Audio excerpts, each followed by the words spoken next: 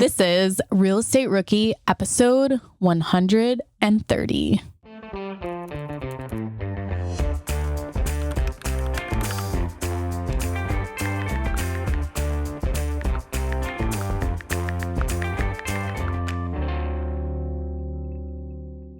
What's up, guys? So welcome to the Real Estate Rookie, where we break down the basics. That way, all of you all as new investors can understand the concepts and really take action and start building financial freedom through real estate investing, and where there is no dumb question to be asked. So, Ashley Kerr, I'm so excited to be sitting here with you today. What is going on with you? What's new? What's up?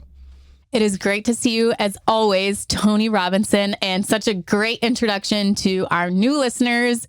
And we always love our loyal listeners who are here with us every single week to learn more about real estate investing. And you guys have come to the right place. Today is the Rookie Reply, where we take a question that you guys have asked us, and we do our best to answer it for you and break down how to invest in real estate.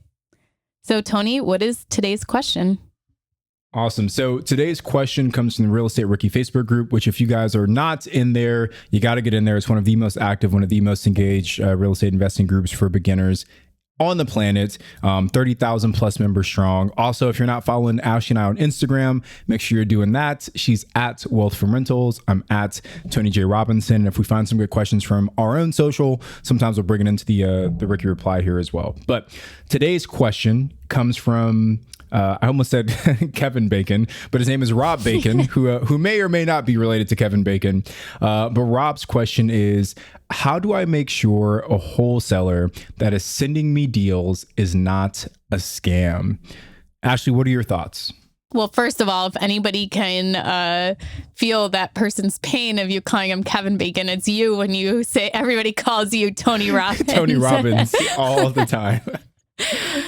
Yeah. So with a wholesaler, I think the biggest thing is to know your own numbers and not to rely on them. As far as looking into like scams further, like if they actually own the house and can actually sell the house, that's where you want to do your due diligence and look up county records, talk to an attorney, the title company, and find out as much information as you can about the property.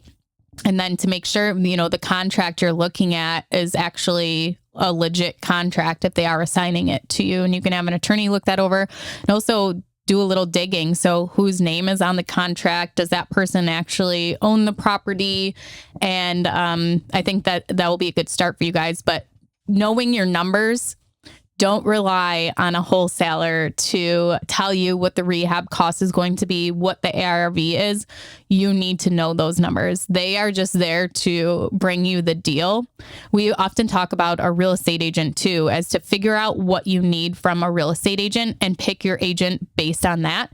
So if you just need an agent to show you houses, it doesn't matter if they're investor friendly, because you just need them to get you into the door. But if you need help analyzing the market, then find an investor that knows that market and knows what an investor is looking for. So with a wholesaler, you are going to be using them to be a lead flow for you and to send you properties to look at. But as far as running the numbers, that you should be able to take it from there. Yeah. And I guess I just want to also define for some of our rookie listeners what a wholesaler is and why Rob might be concerned about them sending him scams in the first place. So in the world of real estate investing, there are multiple ways to get your deal flow, right? To find potential ways to purchase a deal. You can find it on the MLS, sites like Zillow, Redfin, etc. You can work with the realtor. You can go direct to seller, which means you see a house that you want to buy. You go knock on that person's door or send them a letter. Or you can use what's called a wholesaler, who leverages a lot of direct to seller marketing tactics like direct mail, cold calling, voicemail, text blasting, all these different ways. And they find people who are motivated to sell their property at a discount. The wholesaler then takes those motivated sellers and connects them with real estate investors. And they get a fee for connecting the seller and the buyer together. So for example, a wholesaler might find a house that's worth, $200,000 after it's all fixed up, but they're able to get it under contract for, say, $70,000. They then take that $70,000 contract and they reassign it to a real estate investor for maybe $80,000. And then the wholesaler gets that $10,000 spread, the difference between $70,000 and $80,000. So that's a wholesaler. Unfortunately, wholesalers in some markets have gotten just kind of a bad rap. There are lots and lots and lots of good wholesalers out there, but there are also some that are new that don't really know what they're doing or that are just kind of not good people. So Rob, very legitimate question to ask how you don't get burned. I think you hit so many good things, Ashley. Probably the only thing that I would add, and Ryan Dossie actually mentioned this in the Facebook group, so I wanted to highlight it, was that you do not send any funds directly to the wholesaler.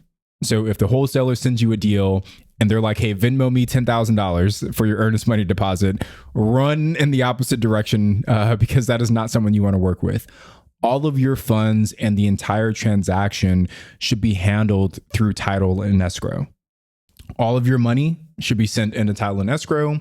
They should be doing a preliminary title report to make sure that that title on that property is clean. There's no encumbrances or anything that would stop you from legally owning the property or having a clean title once you close. So I think as long as you go through the right channels, you should be protected against any potential scams because title is going to find if something is wrong with that property. That's the whole reason that they're there in the first place. Tony, that was gold right there. I think we should have just started with that answer right there.